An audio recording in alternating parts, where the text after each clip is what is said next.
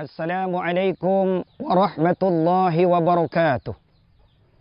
Bismillah, alhamdulillah, wassalatu wassalamu ala rasulillah, sayyidina wa maulana Muhammad ibn Abdillah, wa ala alihi wa sahbihi wa man tabi'a sunnatahu wa jama'atah min yaumina hadha ila yaumin nahdah. Saudara-saudara kaum muslimin muslimat, so'imin so'imat, terkhusus seluruh warga Nahdien dimanapun Anda saat ini berada. Dalam satu riwayat, Rasulullah Sallallahu Alaihi Wasallam telah mengingatkan kita bersama. Apa kata beliau? Rubba sha'imin laisa lahu min siyamihi illal ju' wal 'atas. Berapa banyak orang yang berpuasa namun tidak mendapatkan pahala dari puasanya kecuali hanya lapar dan haus. Pertanyaannya sekarang, kenapa hal itu bisa terjadi? Tentu jawabannya karena kita banyak melanggar perintah dan larangan Allah Subhanahu wa taala. Ketika Allah Subhanahu wa taala memerintahkan kita, ya ayyuhalladzina amanu in ja'akum fasikum binaba'in fatabayyanu. Hai orang beriman, apabila datang seseorang kepadamu membawa informasi, berita yang belum jelas status kebenarannya, maka cross checklah terlebih dahulu. Kenapa? Karena bisa jadi kita bukan hanya menjadi korban hoax, akan tetapi juga kita bisa menjadi pelaku sekaligus penyebar hoax tersebut. Kalau ini terjadi, terus apa bedanya kita dengan syaitan? Ketika Allah Subhanahu wa taala memerintahkan, wa in ta'ifatani minal mu'minina qatatalu fa aslihu bainahuma. Ketika ada dua kelompok, dua kubu bersetegang, berseru, berselisih, berbeda pendapat, maka kita harus siap untuk menjadi mediator, bukan malah menjadi provokator. Kita harus seperti air, sebagai penenang dan penyejuk di dalam suasana yang panas. Ketika Allah Subhanahu wa taala melarang kita, ya ayyuhalladzina amanu la yaskhar qaumun min qaumin asa ay yakunu khairan minhum. Hai orang beriman, jangan sekali-kali kamu menghina, merendahkan, mengolok-olok, bahkan meremehkan satu suku, bangsa, kaum, ras sekalipun. Ini artinya apa? Persatuan dan kesatuan yang kita impikan, akan tetapi perpecahan dan perselisihan yang selalu kita lakukan.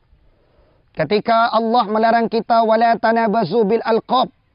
Hai orang-orang beriman, jangan sekali-kali di antara kalian memanggil-manggil saudara kalian dengan gelar-gelar yang buruk.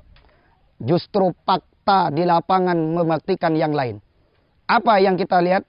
Berapa banyak orang-orang saudara-saudara kita di antara kita semuanya yang memberikan gelar dengan istilah cebong, kadrun, kampret, onta gurung kepada saudara-saudaranya. Kalau ini terjadi, maka apa artinya? Pri kemanusiaan yang kita junjung dengan adil dan beradab menjadi manusia yang sadis dan biadab. Ketika Allah Subhanahu wa taala melarang kita, ya ayyuhalladzina amanu jtanibu katsiran minadh-dhon inna ba'dadh-dhanni ismun. Hai orang-orang beriman, jangan ada di antara kita semuanya punya prasangka buruk, karena itu termasuk adalah dosa. Wala tajassasu, dan jangan ada di antara kita suka mencari-cari kesalahan daripada saudaranya. Karena setiap orang tidak ada terlahir dalam kesempurnaan.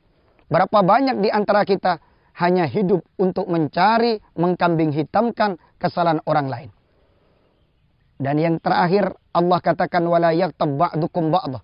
Jangan gunakan lidah ini untuk menggunjing, menghibah saudaranya.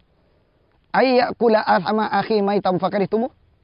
Kata Allah, tidakkah kamu itu merasa senang untuk memakan bangkai saudaramu?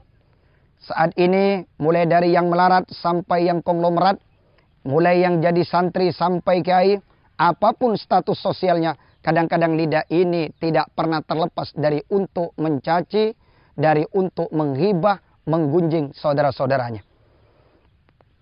Syekh Ibnu Yuddin Al-Arabi pernah mengatakan, inna luhumal ulama'i masmumatun.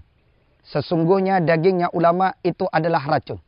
Ini membuktikan bahwa kita jangan sekali-kali membicarakan tentang aib daripada guru-guru kita, daripada ulama-ulama kita. Karena yang namanya racun dicium saja menjadi penyakit, apalagi sampai dimakan, tentu akan membinasakan kita.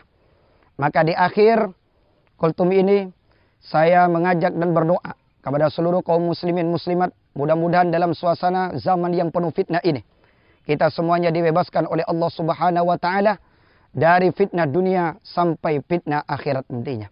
Dan mudah-mudahan wabah virus corona yang saat ini melanda di seluruh dunia cepat oleh Allah diangkat dengan barokah li khamsatun udfibiyah harral wabail hatimah al-mustafa wal murtada wa banahuma wal fatimah. Wallahul muwafiq ila aqwamit thariq. Assalamu alaikum warahmatullahi wabarakatuh.